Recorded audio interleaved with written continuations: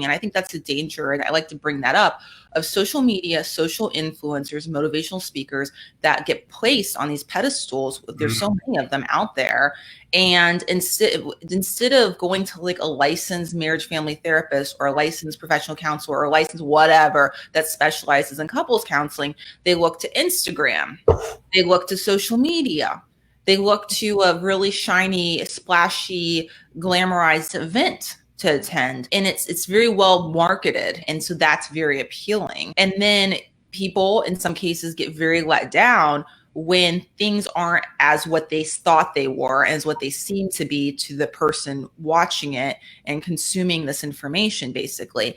And so that's, in my opinion, a lot of what took place there. And I think that this could be used as a teaching moment, learning moment for people to really think twice and be skeptical of what you're seeing out there. Because, I'm now doing a lot of celebrity divorces. It's just of interest to me.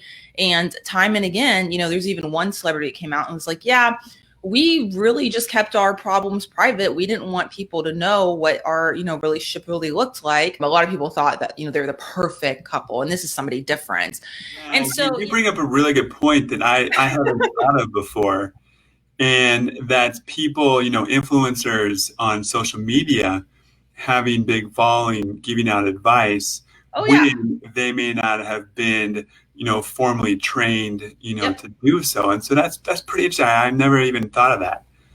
So are you saying that therapists, we need to be more popular or learn how to be cooler?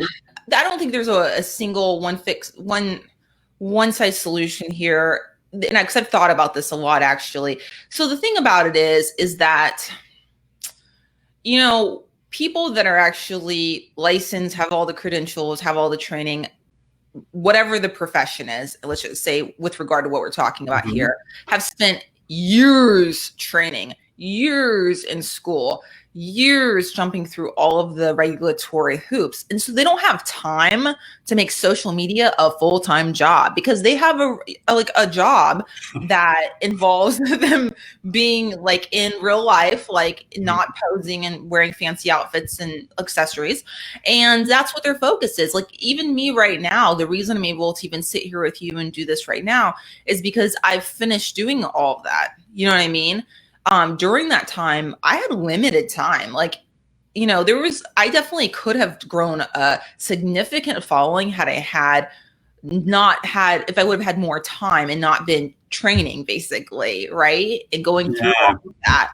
You have to keep in mind, these individuals, they're not having to spend all their time going through that. You know what I mean? So of course they have more time to look glamorous, make their life look perfect online. It's a whole different thing, because they're in my opinion, they're in the entertainment industry in a lot of ways. And we're not at all. We're dealing with real people every day, during our training and whatnot, with real problems and professors and research papers and stuff that's not glamorous or exciting, and oftentimes pretty dull and boring. You know what I mean? National tests that, many of us, I know myself, had to pass, aren't exciting. They're not like Instagram worthy. You know what I mean? It's not like, oh, look at my multiple choice standardized tests. Like, woo, I mean, like it would take a lot of creativity to make that look exciting. Really good point. And I never thought of that. So thanks for sharing that insight.